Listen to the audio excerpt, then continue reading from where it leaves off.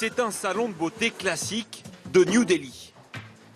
Coiffure, manucure, pédicure, la clientèle est féminine principalement. Les employés, eux, sont des hommes à 100%.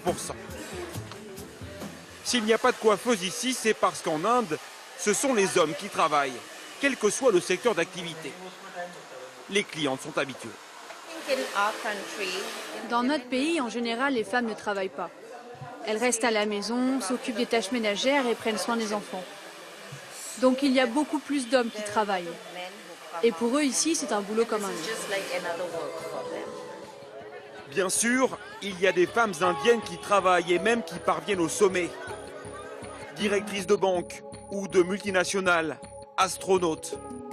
Mais il s'agit d'une infime minorité. Au quotidien, de couturier à vendeur, les métiers se déclinent au masculin et la situation se dégrade pour les femmes. 36% travaillaient en 2005, à peine 26% aujourd'hui. La faute à une vague conservatrice dans une société patriarcale. Exemple, dans la ville de Gwalior, 400 km au sud de New Delhi. Ici, c'est un record, 83% des femmes ne travaillent pas. C'est le cas de Surbi, 29 ans.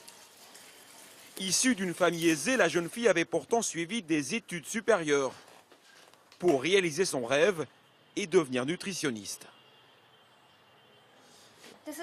Ça, c'est moi. À cette époque, j'étais interne dans cet hôpital. Ce sont des moments inoubliables. Mais quelques mois plus tard, Surbi est rattrapée par les traditions. À 25 ans, sa famille lui organise un mariage arrangé avec un homme qu'elle ne connaît pas. J'étais une femme active avant le mariage.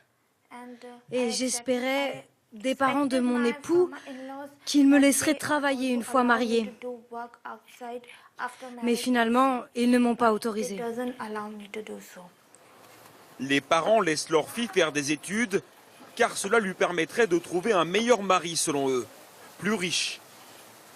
Depuis son mariage, Surbi vit ici avec son époux et toute sa belle famille, dont ses 2 sœurs par alliance. Elles non plus n'ont pas eu le droit de travailler. Une décision imposée par le beau-père.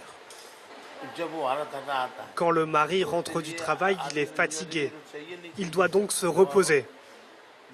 Ne m'interromps pas quand je parle.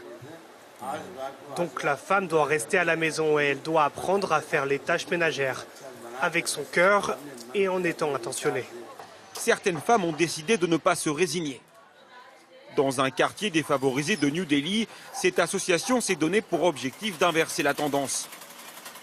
Ici, les femmes sans emploi peuvent se former au design textile. Premier pas vers l'indépendance. Si on croit assez en nous-mêmes et qu'on travaille bien, alors on peut prouver à notre famille qu'on est capable d'avoir un emploi. Mais cette situation des femmes n'affecte pas seulement la cellule familiale. C'est le développement de tout le pays qui est touché. C'est très mauvais pour l'économie.